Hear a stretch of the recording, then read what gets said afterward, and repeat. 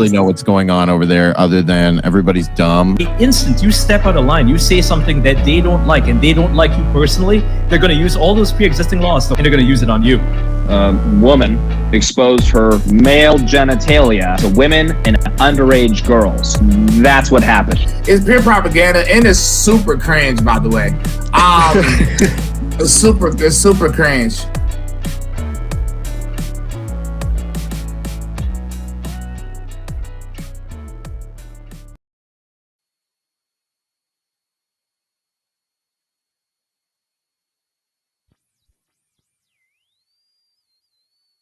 Here, I'm very confused. I'm very,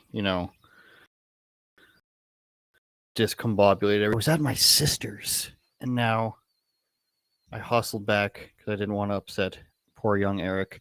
And we're here, so there he is. He made it. Yeah, Eric, you made it. Well, I wasn't quite ready, but because I thought you had canceled. But here we are, and now I'm ready. I didn't think I'd make it back, but I'll blame my sister for that. And her stupid kids, but I made it.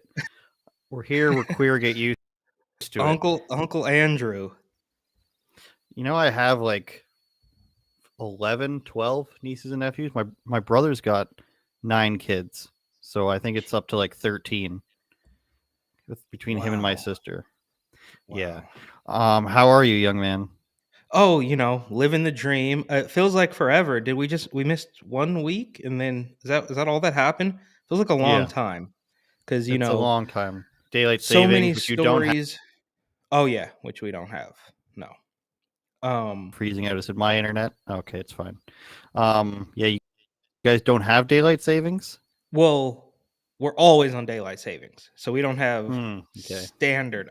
I don't know, bro. I don't really know. I kind of like always it, though. Saving the daylight. Yeah, I kind of like it though. I think what people say. Oh, it was about the farmers or something. I don't really know, but it's like as soon as you get used to the time change, it changes again. So in Arizona, we don't have to deal with it. That's good. I don't know why it was started. I think it's for farms or something. Probably something to do with communism. But we can jump right into your favorite guy, Jussie, if you'd like. My favorite guy. Jump right into Jussie. 150 days in jail, 30 months of felony probation. And what's this I was hearing? He said it was because he's black, he has to serve prison time. Was that a correct quote I heard? I believe he did say that, but what do you expect from him, right? What else could Jussie possibly say? I mean, if there's one guy who's not going to let go of the race card, it's obviously Jussie. And his little outburst. His little outburst about not being suicidal, which was clearly, in my opinion, just him saying like, "Hey guys, I'm really trying to get back into acting when this is all over. So this is my performance. I'm just showing you a little bit more of what I can do." And the idea that he's telling people that he's not suicidal is absolutely hilarious, because we already know that he was capable of committing crimes against himself. So I don't think there's anything stopping him from committing another one against himself. So we shall see, bro. We shall see.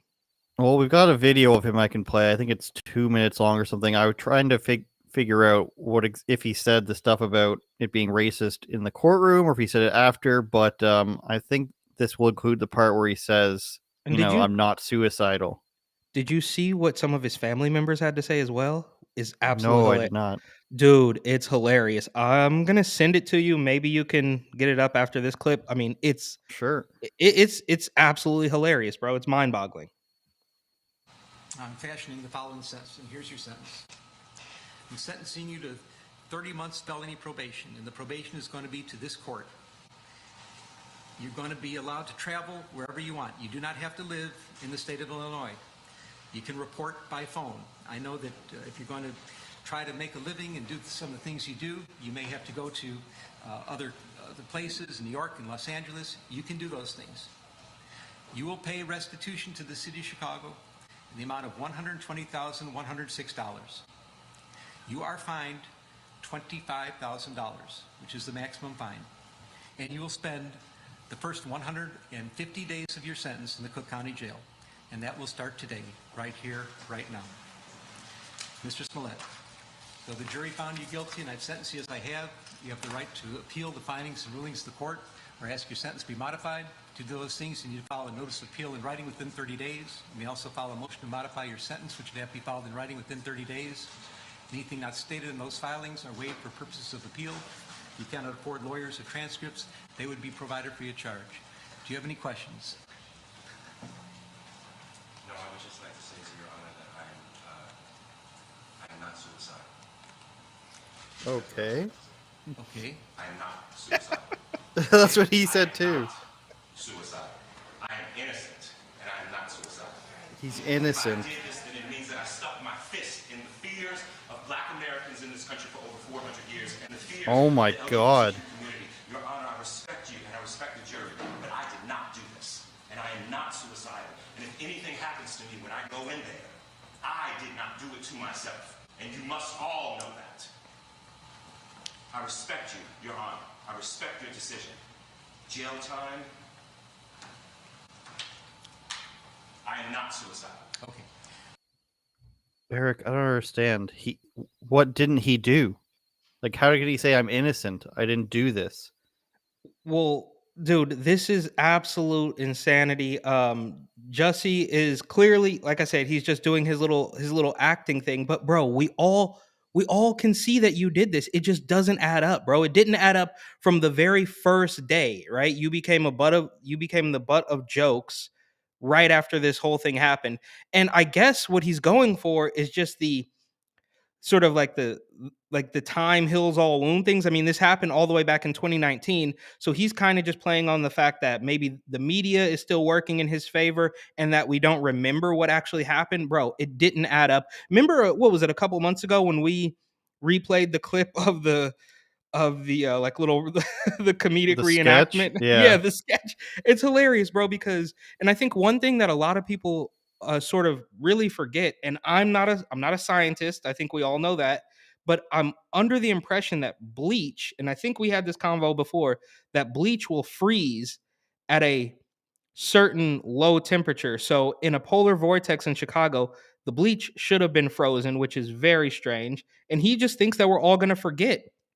But he also thinks that simply because he is black, he can't do any wrong, and he's been taught that probably since he was a young kid. So I guess I don't blame him for that, and I also cannot blame him for at least, and this is what the right gets wrong. I think the right will constantly apologize when they get too much pressure.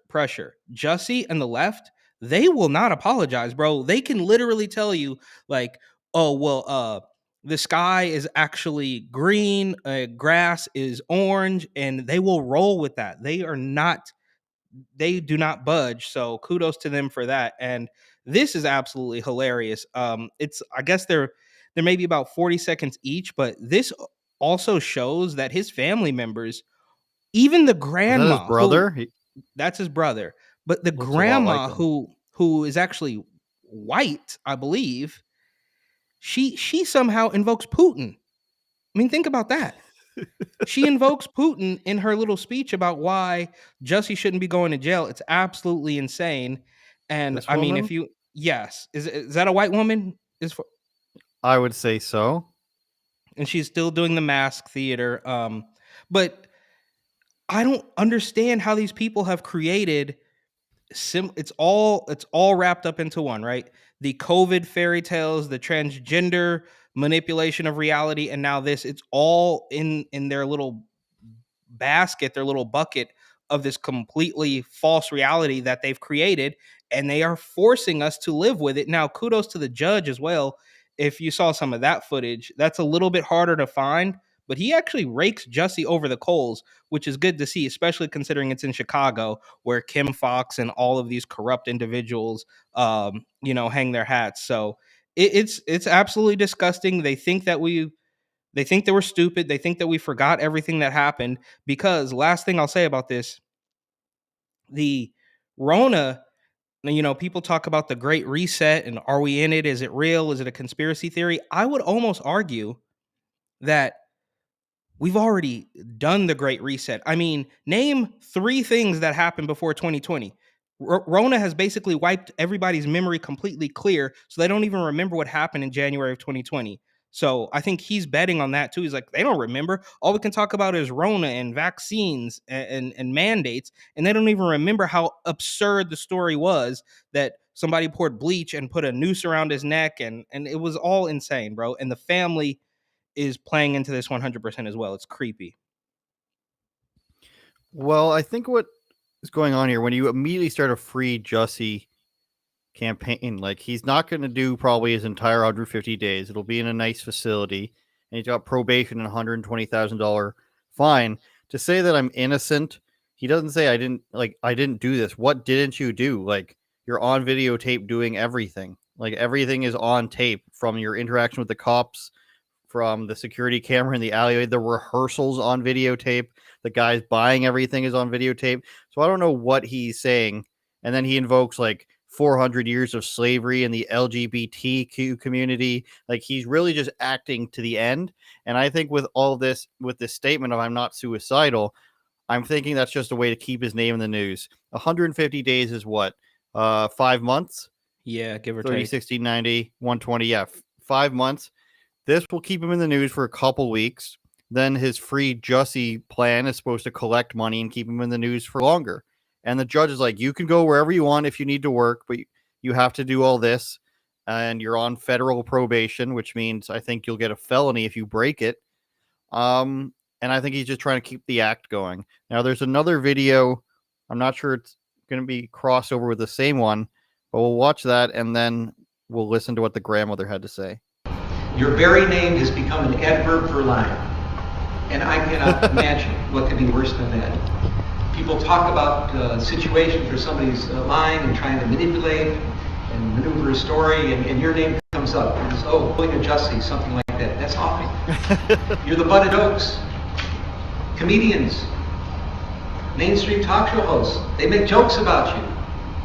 They do sketches about you. I can't imagine anything worse than that. Now, this is all self-inflicted. These are things you did to yourself. Well, I'm glad the judge said that. He probably needs to hear it. He probably has not heard it. He's been sheltered from it. Let's see if this is the grandmother. I'm Jussie Smollett's grandmother. A remarkable and it was a moment complete there, and frame-up. we have seen. Let's listen to Grandma. Black men from being abducted into the prison system. You know it. Oh my And you God. guys got to do more investigative reporting, more investigation. Okay? Thanks. Can you Well, Grandma it gets good. just Let it go. believes him. It's going to get better, though. His comments after the sentencing, the reiteration, the repeating that he's not suicidal, are you worried about what's going to happen to him in prison? Why do you think he said that?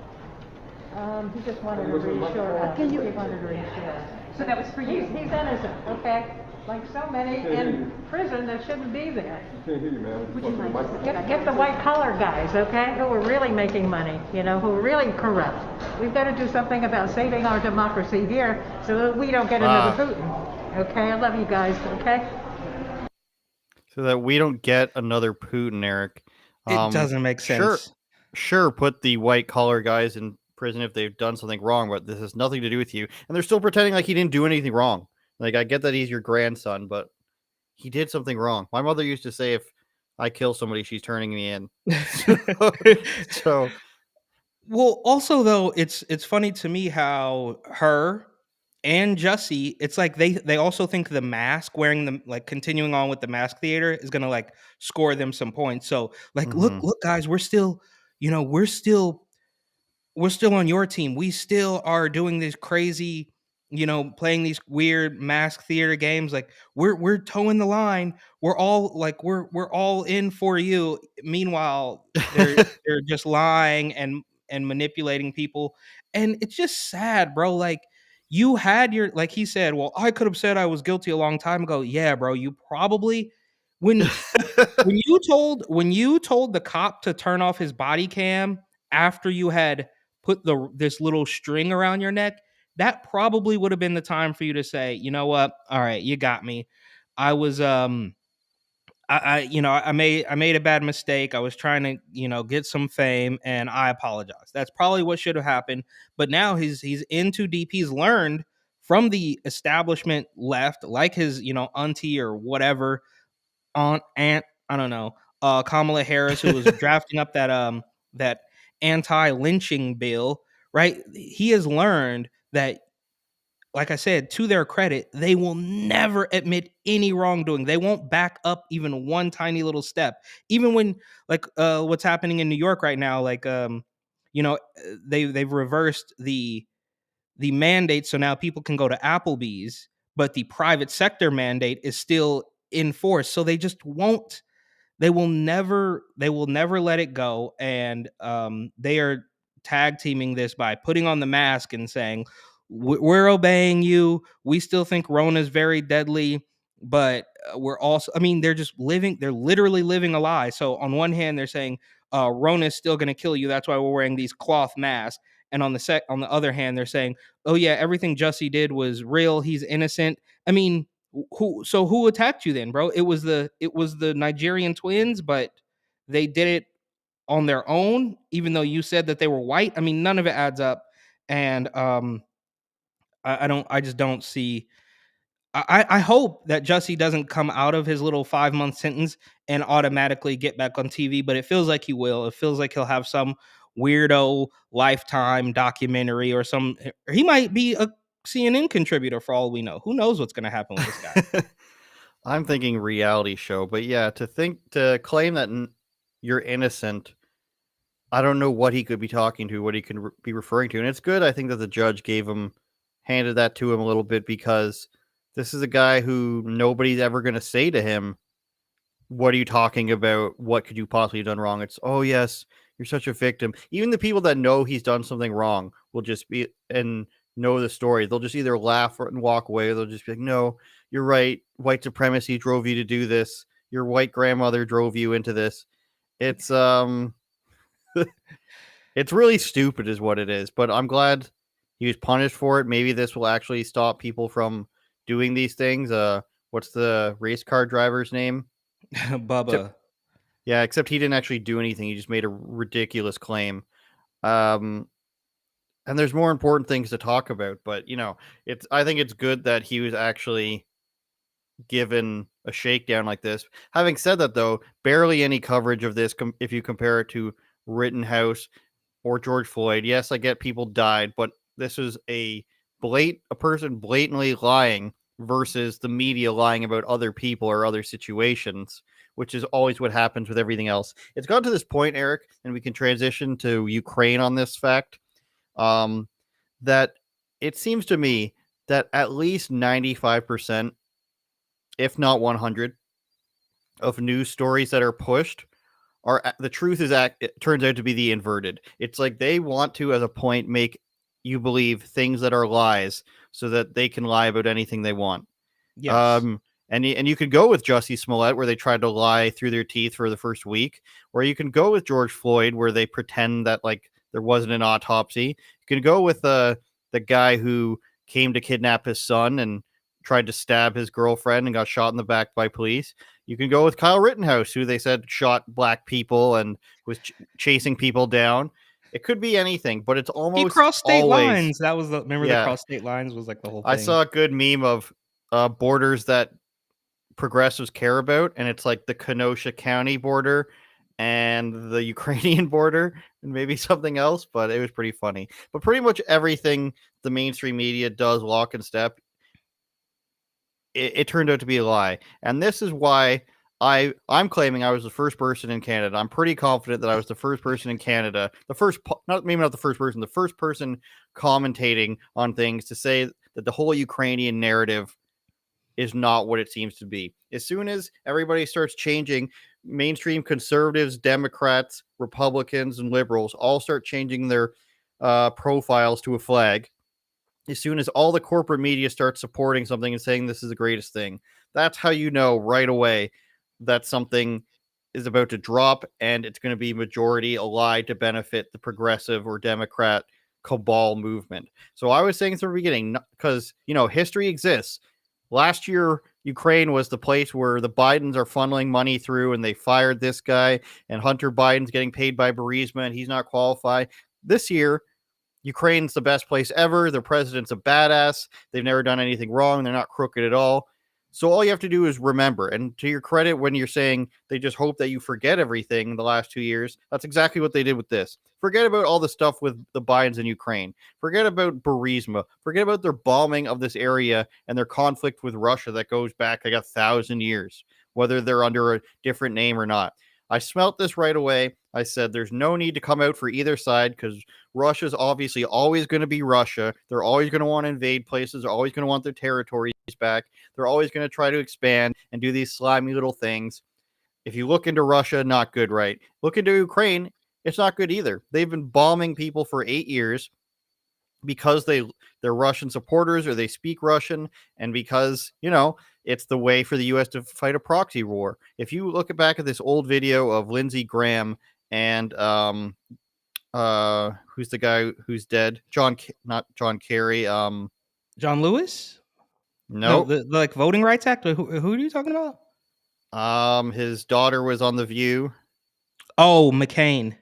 John McCain and Lindsey Graham in Ukraine, telling them that we're going to give you all the support you need. And this is about bombing Russia. This isn't recently because John McCain died and he was alive in this clip, obviously. They're saying, we'll give you anything you need. We're going to go back to Washington to convince them that this is the fight to fight. You're going to win this war. And this is years ago about bombing, the Donetsk and these two regions that are on the border with Russia that have so many Russian-speaking people. So I feel like I was the first person to openly say this while everybody was saying I stand with Ukraine and this guy's a badass and the ghost of Kiev and all these fake stories. And now it turns out where we are, and we'll get to the sort of stuff I'm talking about. First thing is this CBS poll. So obviously it's going to be left leaning, and they can't hide it. 54% disapprove of Biden's handling of Russia and Ukraine. 62%, of course, disagree with his use of his shit economy, I'll say, and his inflation. It's just there. It's just going to happen. We're just going to keep printing money, and therefore inflation's natural. More than 2/3 of those polled are disapproving of it. Now, this stupid narrative, Eric, of it's because of the gas price, or the gas prices are because of Putin, couldn't be further from the truth. Now, if every country gets together and says we're not buying Russian gas, of course that's going to be detrimental to Russia. But for the United States or Canada to say that cutting off the cutting off the Russian oil supply is going to raise your gas prices makes zero sense. It's 3% of what America imports in oil. It shouldn't make a dent any more than a couple cents because they spend way more money elsewhere. And on top of that, the amount that America spends on Russian oil is less than 1% of their GDP. So it's not going to hurt them either. The people that can hurt them are the European countries that are going to take money away from them en masse. But to say that Putin is causing a gas hike in America is insane. And the fact that how they keep going around saying, are you willing to pay a little bit more at the pump just to stick it to Putin? Everybody's like, yes, of course. That doesn't make sense either. It's not going to put a dent in their economy.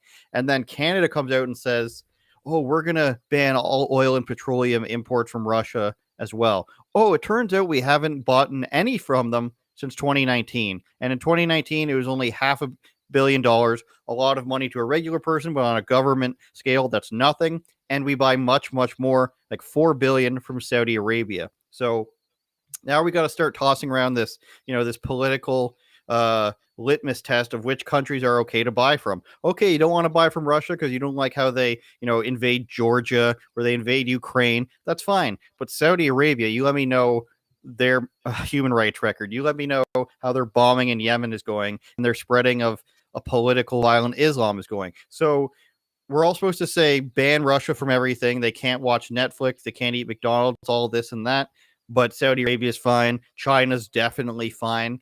I don't know. The U.S. is going to get oil from Venezuela now. So what's next? We're going to start importing like Cuban goat meat or something. I don't know, Eric. It's gotten to this point where the corporations are really running things. And this is what I think people mean when they talk about the social credit score. It's not a real score. It's what are you speaking out against, or what are you agreeing with? If you're not agreeing with, at the very least, or neutral, and not saying anything pro-Russian, then you can live your life. But as soon as you support Russia, your Netflix account could be canceled. If you were a person of notable notoriety and you tweeted out, "I support Russia and the Russian people," not even Putin, I wouldn't be surprised if Netflix is like, we're not gonna let you have an account. PayPal's not gonna let you have an account. All of this, and that's what I think people mean by the social credit score. It's just a bunch of multinational corporations getting together and bullying people into doing stuff, and that comes along with the World Economic Forum as well. Well, Scene. first of all, let's just to go back to one of your earlier points. I'm not fully convinced, obviously, that there's a bunch of Americans willing to tell a CNN reporter that they want to pay higher gas prices to stick it to Putin. Of course, the CNN correspondent can just say that while you're at the gas station, but we don't have any footage of you getting even one person that said that. Like, where's that soundbite? Can we at least hear that soundbite? Now, maybe I missed it, right? Did it happen and I happened to miss Savannah it? Hernandez got a couple white girls to say on camera that said, "Yeah, it's worth it. This is what happens when it's in a war." And one girl says that it's worth it to have a socially liberal president who's willing to stand up for things. So they think that they're doing the right thing. These two out of they've been 20 people. They've been completely tricked. I think I did see that video, right? Because it's like 2 or 3 white girls, and we're talking like college girls. They seem like really quite young, sandwiched in between all the like hood guys, the black guys with the tattoos standing outside, pumping gas, and like, no, man, I rock with Trump. You know what I mean? Like that, it's just hilarious how deeply that brainwashing goes, because those same women who would claim to be fighting for the oppressed black minorities wouldn't even talk to the guy at the gas station.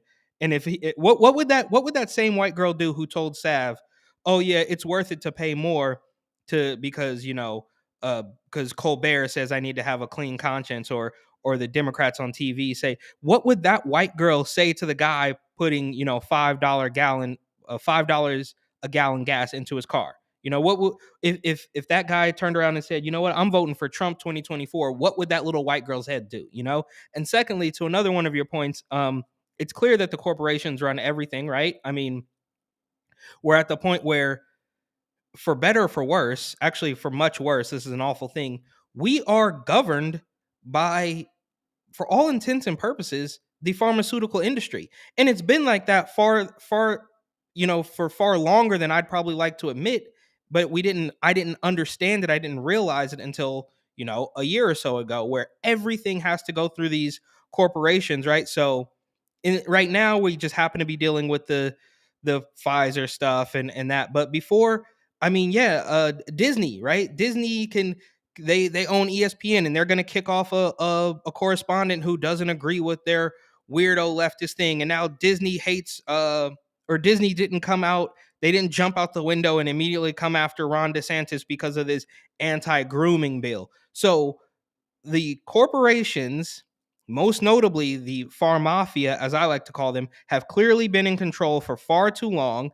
Joe Biden is quite obviously an empty suit. I mean, even to take it back to New York and California, Eric Adams is, the private sector. So you can go eat at Applebee's now. That's safe, but you still can't play basketball, Kyrie, because you have to get the shot. And he literally said that. He's at a press conference. I think it was either this morning or yesterday, and some guy heckles him from the crowd like, these mandates don't make any sense. And he's like, well, if Kyrie would just get the shot, then he could play. It's like, dude, that's obviously not your decision. You were going to bat for a pharmaceutical, thugs, which de Blasio went even a little bit harder, right? Like, I mean, de Blasio's up there eating his French fries and Shake Shack. And it's like, dude, those are the companies that are clearly in control. It has nothing to do with Joe. Well, it does have something to do with Joe Biden, but Donald Trump, for better or for worse, could at least stand up to those corporations and say, no, we're not going to do it that way. Joe Biden is like, okay, like, people of color, so he doesn't know what's going on. We're being quite literally controlled by this pharmaceutical industry and a handful of other corporations that have more power than the government could ever hope to, right? I mean, we can do trucker convoys and drive all the way to DC and circle the Beltway, but it's still the corporations that are going to have the final say. And on top of all that, they are too big to fail, right? These are the same sort of corporations that we saw that got bailed out in 2008. So no matter what they do, they are going to get bailed out of our tax dollars. Meanwhile, they are going to back us into these weird corners to the point where everybody has to do stuff that they don't want to do, and it's an absolute mess. And unfortunately, there's no end in sight because we're not going to be able to vote our way out of this. Anybody who thinks who thinks like, well, yeah, the GOP and the right wing and we're going to come out and vote in numbers is unfortunately a little bit behind the times, because these votes, and I wish I was wrong, maybe I am wrong, but these votes just don't matter, bro. Like if they can take control of the presidential election, quite literally the most important election probably in the world, the president of the United States is the leader of the free world, and if they can get over on that, they can get over on anything. So we can watch Glenn Youngkin out in Virginia win, and people think we're going in the right direction, but I don't believe any of that.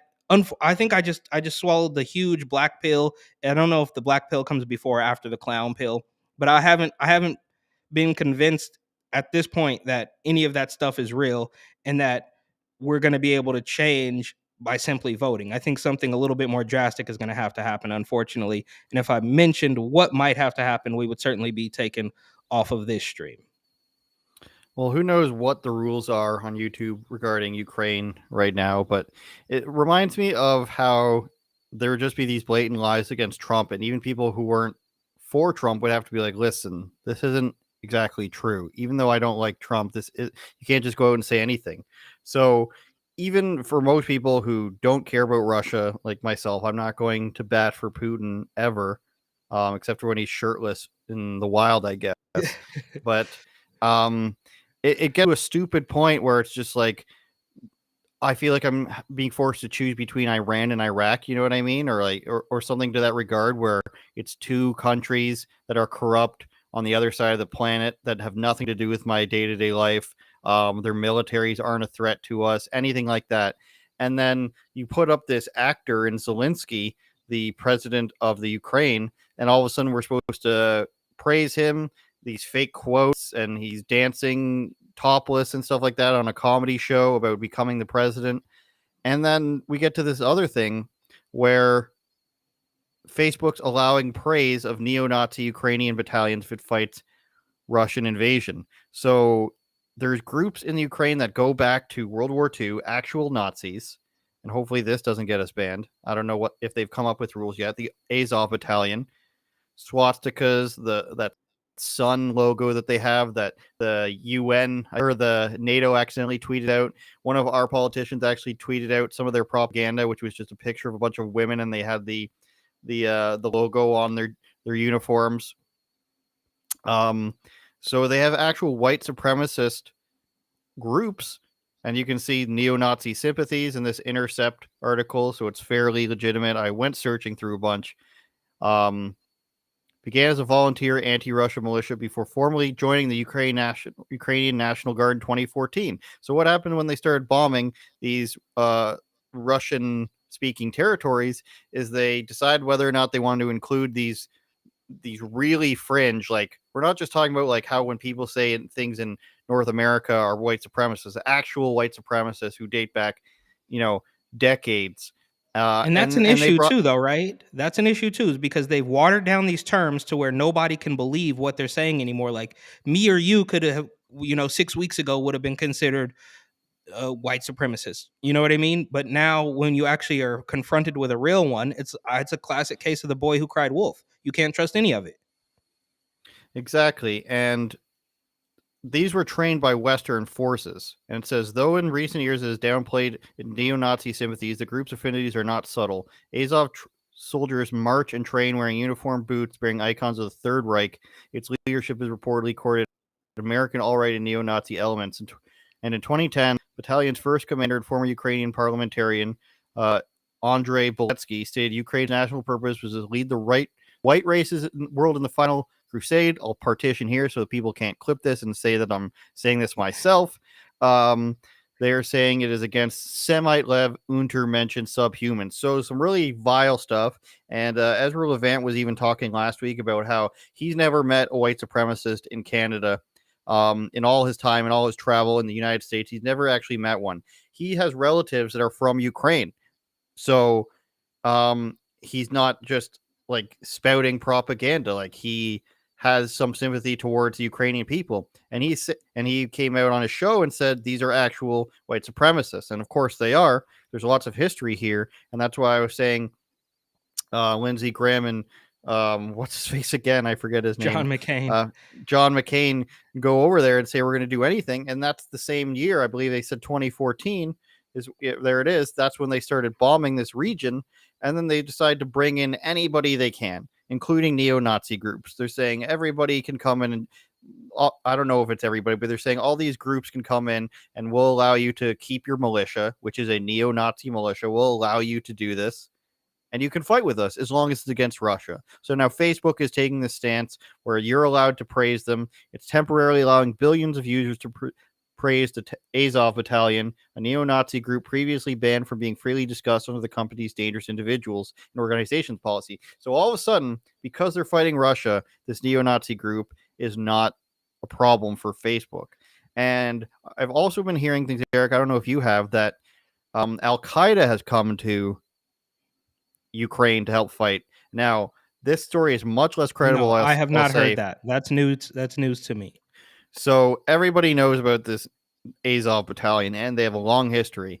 But people are reporting about extremist Syrian groups coming and fighting on the side of the Ukrainians. Okay. Now, I've seen a lot of this stuff. Hang on. Go ahead. Before we get to the Syrian stuff. Okay, so for the past at least 5 years, we've heard nothing but Nazi comparisons about anybody who would dare step out of the leftist line. But now when they have the opportunity to actually take a stand against a neo-Nazi, they want no part of it. In fact, you are allowed to praise this sect of people.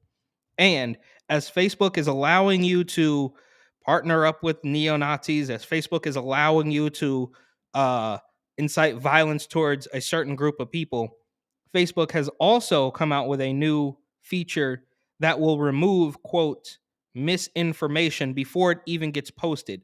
So I think in the same way that we saw the Rona hysteria, the Rona mandates, the requirements had nothing to do with health or safety. It's the very same thing that we're seeing with this, is that this has nothing to do with supporting Ukraine. This is all about just falling in line with the make-believe narrative that this establishment has propped up and they want you to believe. So it's all fake, and that's all I just wanted to say. It's weird that Facebook would at the same time allow you to call for violence against a certain group of people. They're also introducing a new feature that is going to remove misinformation. Also, it wasn't that long ago that they were forced to admit that the fact checks were actually opinions. So I don't even understand how we're still playing this game. But let's move on to this Syrian, or is it Syrian? I don't even know. That's news to me. So yeah, I just had to say that. So I read this around Twitter, and I've been looking for news articles. Most of them seem to be coming from this Al Mayadeen Net English version. I'm not exactly sure, but this is what it is. But this is where it's all coming from. So this could be true. This could not be true. I've seen some credible people say it's true, but again, I haven't found any articles that weren't just copies of this or citing this.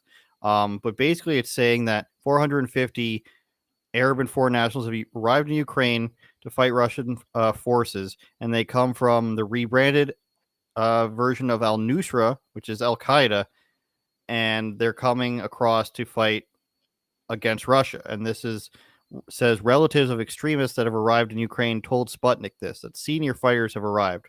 If true, then that means you've got neo-Nazis and Al-Qaeda fighting with you. Around 300 of these fighters, it says, are Syrian nationals that are originally from the Idlib and Aleppo countrysides, while 150 others are Belgian, French, Chinese, Moroccan, Tunisian, Chechen, and British nationals. saying that fighters that hail from Syria will receive around $1,200 to $1,500, but had no knowledge what the foreign nationals were going to be paid. So, and there's also been claims that thousands, 16,000 is the number they say here. Other numbers, 20,000, 10,000. They're going to have a bunch of foreign fighters. And I was watching a video on the Rebel live stream the other day with Lewis Brackpool, shout out Lewis. And there was 3 British guys who went to the Ukrainian consulate and said they wanted to sign up sign up to fight in Ukraine. And there was this big bald guy. He's really well put together, nice clothes and everything. And they rejected him. He's no prior military experience. They rejected him and said he's a liability. So he drove to Poland and or flew to Poland so that he could give supplies at the Ukrainian border. Really wants to help. And it's just some people are so brainwashed that they're willing to go and do this. There's a Canadian sniper that is going to fight for Ukraine. And like maybe he just wants to shoot people. I don't know. But like if you're convinced that this is like the most righteous thing to do, at least read into some of it. At least have some sort of knowledge. It's like, are you going to go like North Korea? North Korea is in a conflict. They're innocent now. I'm gonna like Ukraine's not North Korea, but you know what I mean. You're just gonna go to this country with a clear history that's at best sketchy, and you're gonna be like, I'm fighting for righteousness, Eric Butler. Yeah, and this is kind of like the meme that we've seen going around for the past week or so. It's like somehow the same people that told you were going to kill grandma if you didn't wear a mask, you know, it was all about I don't want to, maybe not the sanctity of life, but how could you be pro-life if you don't wear a mask? Those very same people are now gearing up for World War III, and they want to go fight, and they don't really want to go fight. They want to put the flag in their profile picture, so they don't really want to do it, but they are still sort of egging on this conflict and saying like, well, how dare you? And it's the same thing though. It actually makes perfect sense because those are the same people that were drinking the Russian Kool-Aid, the Hillary Russian Kool-Aid from 2015. So of course, like, why not? Why can't we just go back to the Russian well and blame everything on Russia all over again? We've already seen that it works, so let's just run it back. And that's basically what they're doing here. And there's a couple other things that they throw in here and there just to sort of, pretend that this stuff is real. But it's a brainwashing technique. And unfortunately, it's worked. Now, I also think that we saw basically everything we've seen is built to erase your memory from the last thing, right? So remember when it was all about Russia, they dropped Russia like a hot potato, pivoted to Ukraine, and said that we have to impeach Trump about that. And then we did Rona for 2 years. They dropped Rona like a hot potato and now said, okay, well, we're back on Ukraine and Russia. And it's like, dude, nobody even remembers what was happening a week ago? And we just keep on getting tricked into believing the new narrative. I can't imagine this is going to really last that long. Are we going to just run it back? And now they're saying that there's an Omicron subvariant, so that might come back. Who knows what's going to happen in April? There's going to be a resurgence, and watch, California and New York are going to go back and start doing mandates all over again. And it's really quite sad because there was another meme I saw that said, well, if you want to be sad, look at your camera roll from December 2019. And that's true, because there was a time where nobody knew about this Rona stuff. And like I said, I think the Great Reset, so we argue about if it's real or if it's a conspiracy, but it basically already happened, bro. Like, I was watching one of my old YouTube videos because I didn't buy the Rona stuff from the very beginning, right? From March 20th, 2020, when it all shut down, I was like, this doesn't really add up. Think about all the migrant caravans. Think about Harvey Weinstein. Think about Jeffrey Epstein. Think about all this weird stuff that was happening before Rona. And then Rona just changes the whole world, and people can't even remember what happened in 2019 at all. So now we're in this, they've tricked you into thinking that the only thing happening, the only thing that can possibly be happening is what we're telling you in this particular moment right now. And if you don't buy it, you will be labeled an extremist. We saw the Gateway Pundit reported recently that the Department of Homeland Security is once again warning people about extremism threats because they don't buy into the narratives that are being set forth, and that's going to go on indefinitely because they've all credibility. So you have people on the left now. Admittedly, the people on the left don't buy the narratives from a completely different angle, right? So they're saying, well, we don't trust, we're going to keep wearing our masks because we don't trust the CDC anymore. Meanwhile, the people on the right or the common sense people in the middle haven't trusted the CDC forever. So nobody trusts anybody, albeit from different perspectives. And here we are just in this weird purgatory of where, well, you couldn't leave your house last year because it was deadly and you were going to die because the air will get you. And now you can't leave your house because you can't afford to put $6 a gallon gas in your car. And it's just never going to end. I say we should probably take some bets on what we're going to deal with next month. Like, what could it be? We finally got an unmasking date here. It's 8 days from now. Oh, okay. I see the people still wearing their masks in their car. It's like, so in 8 days, it's going to be safe, though. In 8 days, we'll be safe. We did see a father and his daughter not wearing a mask in Walmart yesterday, and a mother and her son not wearing a mask yesterday. But then again, I did see people double masked still. Saw somebody in the Taco Bell parking lot wearing a mask in their car. Up to their eyelids. It had to have been. It was like from here down to here, like this mask. It was like two were sewn together. So I'm interested to see in exactly 8 days who's still gonna be wearing their mask. And our vaccine passport got dropped at the beginning of this month. And reporter David Menzies went to the Toronto Zoo, which is taxpayer funded, and for some reason, not for some reason, they said that they need the vaccine passport to protect against animals. And when they asked if any animals had died, they said no, but there have been some in the States, which means people said this just so it could be a news story and nobody ever actually died. So they're still allowed to have these mandates here if they want to for some reason. But unfortunately, in that 8 days when the mask thing is over, those are the very same people who aren't gonna, anybody who hasn't got hip to it yet isn't gonna. Unfortunately, it's like they follow the government every single step of the way until it contradicts their, like, you've been so scared, you've been whipped into this frenzy, and you trusted the government the whole way, and now the government says, okay, well, it's not so bad, you can go ahead and take the mask off. But those are the same people that are going to say, no, well, it's not safe yet. No, why so soon? You know what I mean? They've been manipulated into the point where you trust the government the whole way up until they say, all right, it's over, and now you don't trust them all of a sudden, right? Mm-hmm. Like, exactly. Are we under the impression? Do you think that in 8 days, the same people who trusted the government the whole time are going to keep trusting it and say, all right, it's safe now, and then throw the mask away? No way. They're going to be like, well, I'll just wait to see if the case rate drops, and they're going to keep watching the news, and it's going to be a mess, bro. These people are idiots. The government told you all along and you trusted them, but now it's too soon. And this is saying that the government will still have to wear their masks until June 23rd. Imagine being this cucked that you're supposed to be a conservative parliament member and you're just going to wear the mask, April, May, June, 3 months longer than everybody else has to. And this news article has emojis on it. Global news sucks. I'm going to say it right now. Like, they're better as like a TV channel. Cool. That's what I never understood, really. Why do so many TV channels need to have a news broadcast? It's like they needed to have an outlet for propaganda. Like in Canada, there is Global Television, which has global news. That used to be just like a channel that would have regular TV shows, sometimes copy the sports.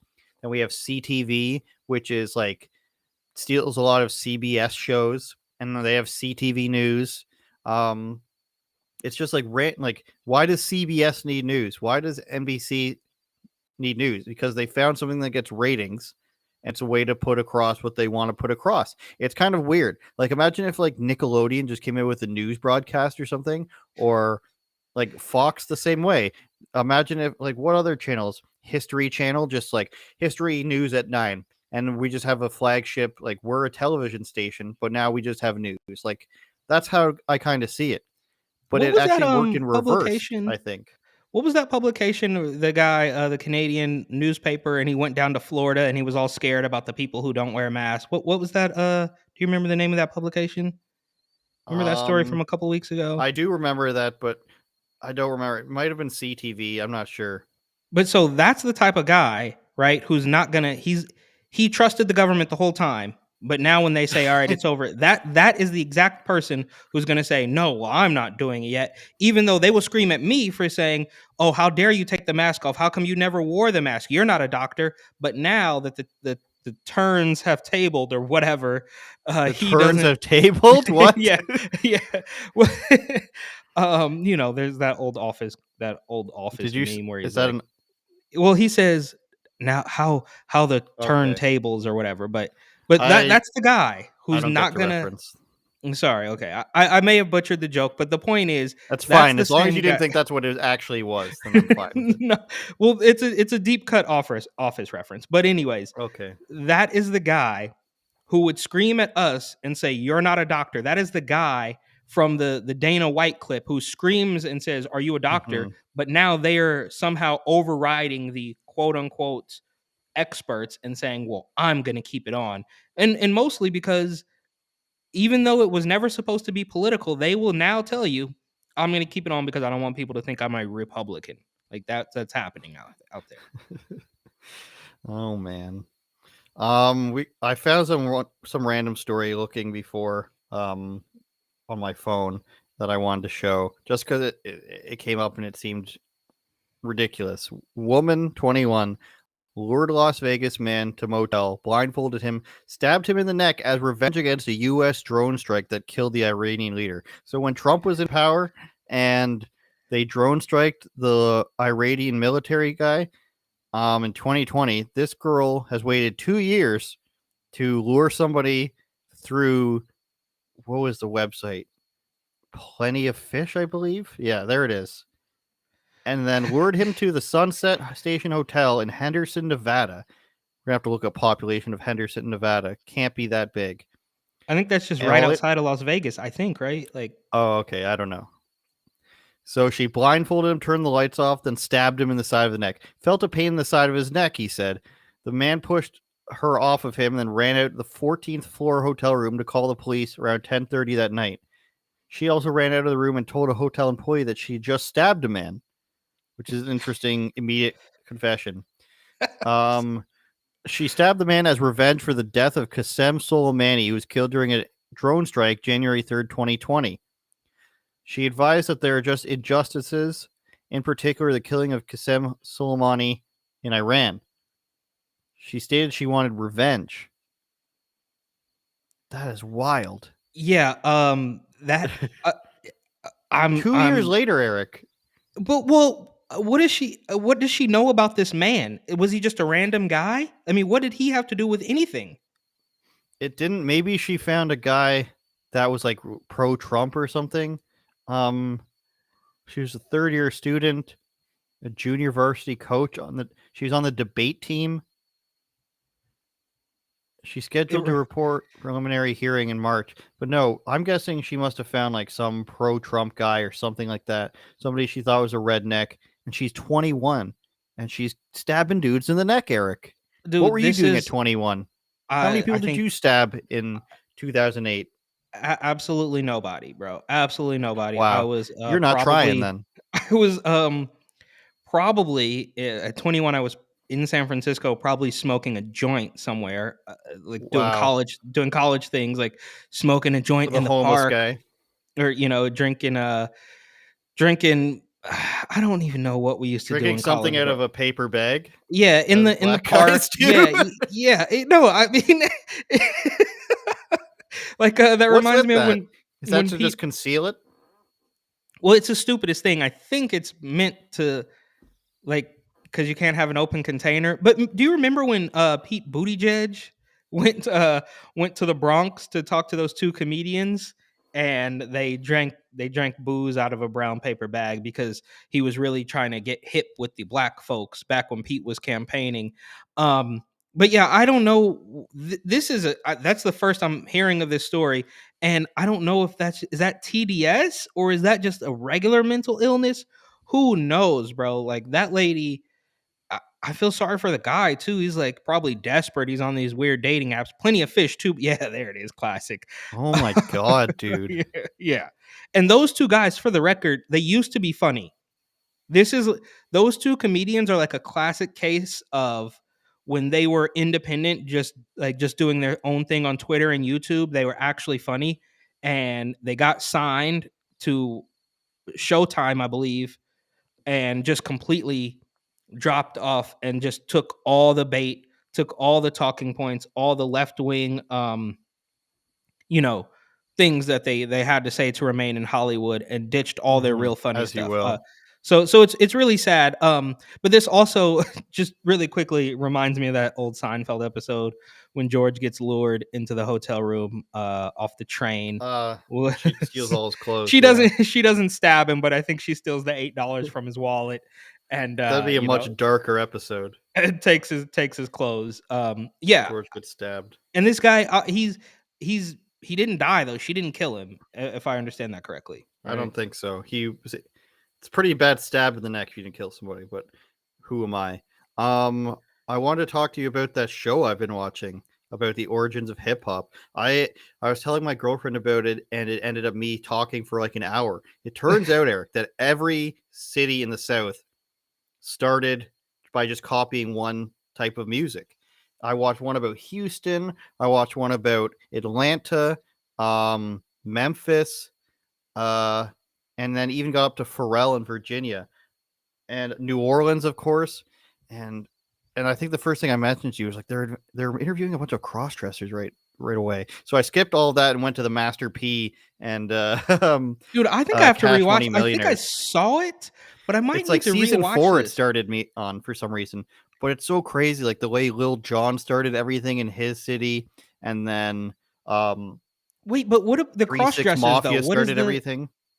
For some reason in New Orleans, they acted like these were influential people whose opinions that were needed. And I was just thinking, like, in like 1992, these guys were probably getting beaten up. Like, I'm not seeing too much acceptance of transgenders in the hood in 1992. But the documentary itself it's a couple years old, right? Like, so I think so. Yeah, 2020.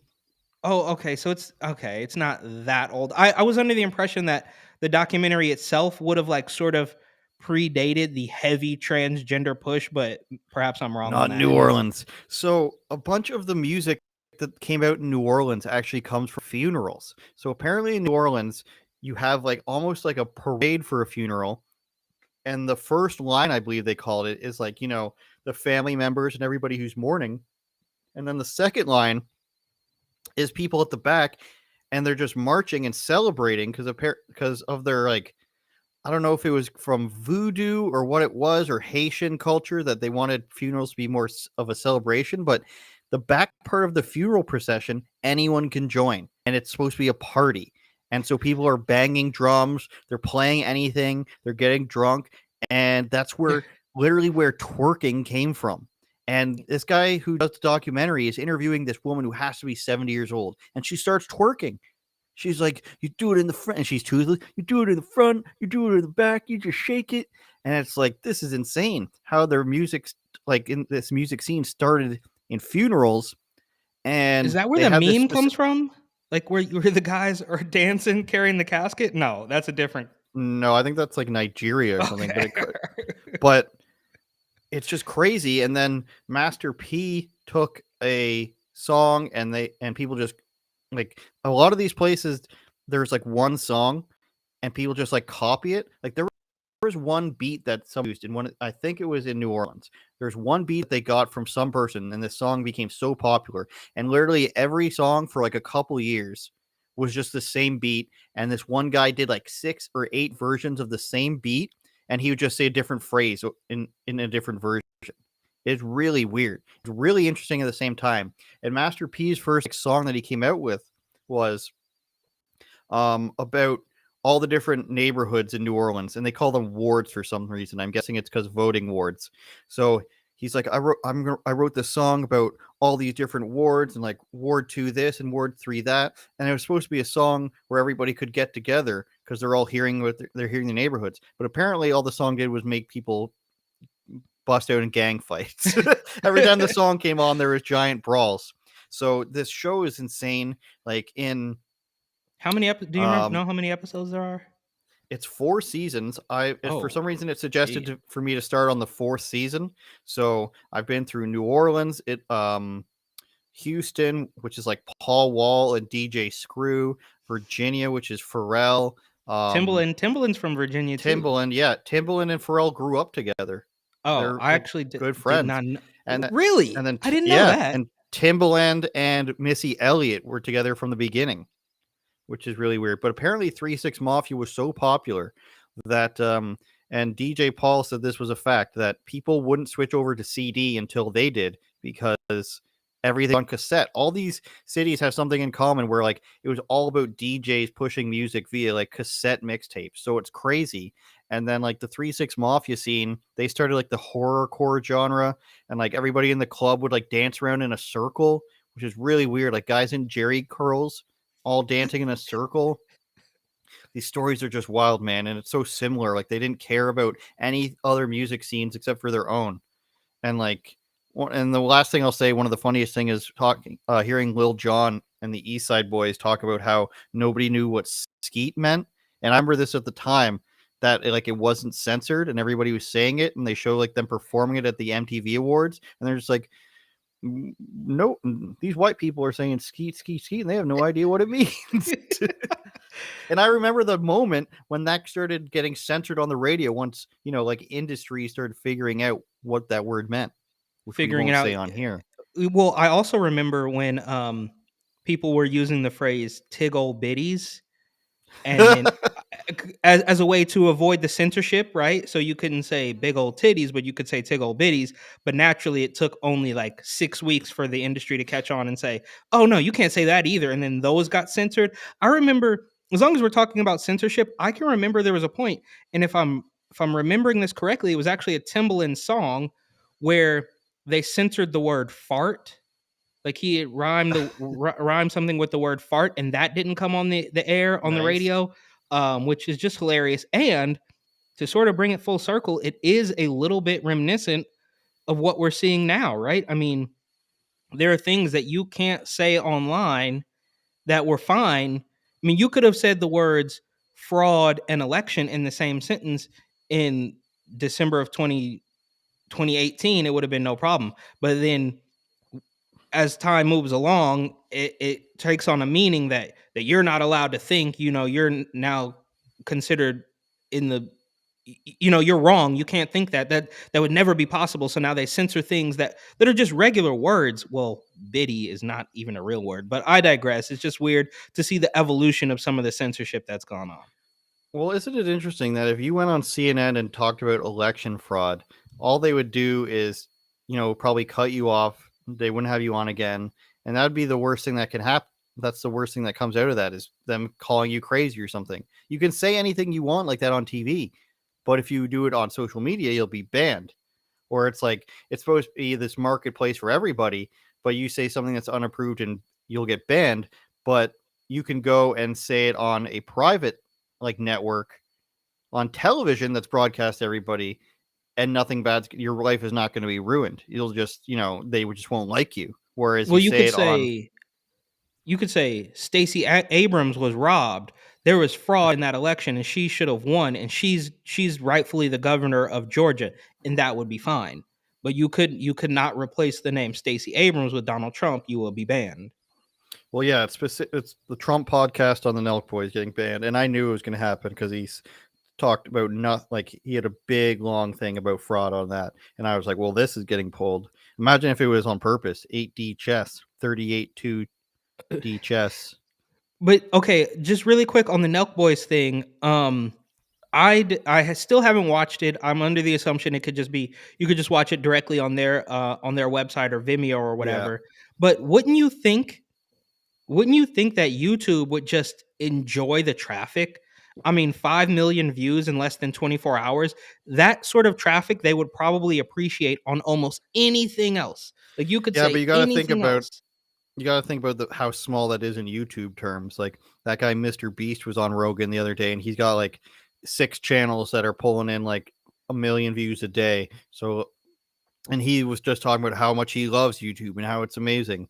You got like Brazilian YouTubers and PewDiePie. Like in the grand scheme of how many hundreds of billions of views per day, 6 million views from guys who are right wing supporters of Trump and everything are not going to dent them at all. So what I think Nelk should do is they should shop around to Rumble and, you know, all these other sites and be like, listen, pay us a fat sack of cash and we will bring this gigantic young audience to your platform. Yeah, and They they're could be they're number out one there. on Rumble tomorrow.